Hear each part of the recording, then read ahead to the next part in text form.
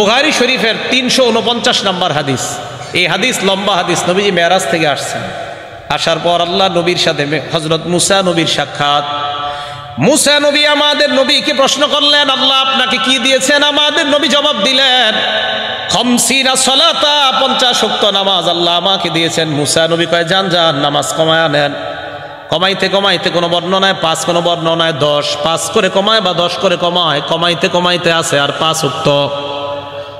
নবীজি 5 ওয়াক্ত নিয়ে দুনিয়ায় রওনা করলেন। আল্লাহ ডাক দিয়ে বললেন, হাবিব লা ইউবাদদালুল কাউলু লাদাইয়া, আমার কথার কোনো পরিবর্তন নাই। 50 ওয়াক্ত পড়লে সওয়াব দিতাম 50 ওয়াক্তের, এখন যদি 5 ওয়াক্ত পড়ে সওয়াব আগেরটাই 50 ওয়াক্তের সওয়াব দিয়ে দিলাম।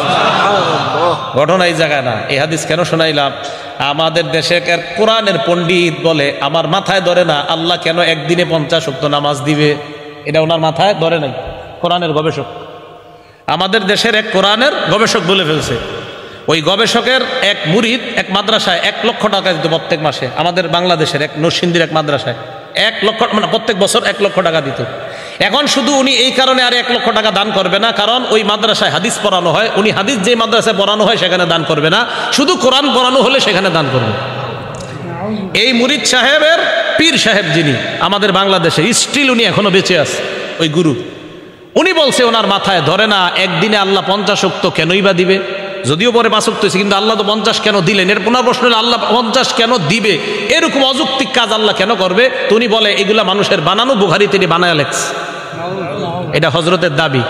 আমি হযরতের দাবি মেনে নিয়ে নগদ ওনার মুরিদকে পাল্টা প্রশ্ন করে 2 বছর 2 বছর বা 2.5 বা 3 বছর হয়ে গেছে এই প্রশ্ন করছি।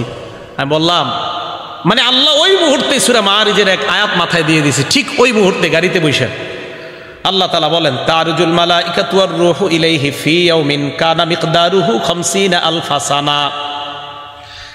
হাদিসের মধ্যে ওনার মাথায় ঢুকে না আল্লাহ একদিনে 50 ওয়াক্ত কেন দিলেন। কোরআনের সূরা মাআরিজের মধ্যে আছে একদিনের সমান হবে 50,000 বছরের সমান। এখন বলেন 50 বেশি না 50,000 বেশি? এখন উনি বুখারীর 50 মানতে পারে নাই। উনি যখন গবেষণা করতে করতে সূরা মাআরিজে আসবে তখন বলবে আমি কোরআনও মানি না, কারণ ওনার একদিনে 50 মাথায় ধরে না। তো একদিন 50,000 বছর এটা মাথায় ধরবো কেমনে? তাহলে ওই সময় বলবে আমি কোরআনও মানি না। সূরা মাআরিজে আছে একদিনের সমান 50,000 বছর, আর আল্লাহ একদিনে 50 ওয়াক্ত মাত্র নামাজ দিছে, তো ওনার এটা ধরে নাই। তো আমি ওনারে বলছি, আপনার গুরুকে বললেন যে ওনার মাথায় ওই 50,000 বছর কিভাবে ধরবে? সম্ভবত গুরু সাহেব এখনো গবেষণা করতে করতে এখানে আসে নাই। তাহলে কোরআন না সুন্নাহ, না কোরআন সুন্নাহ?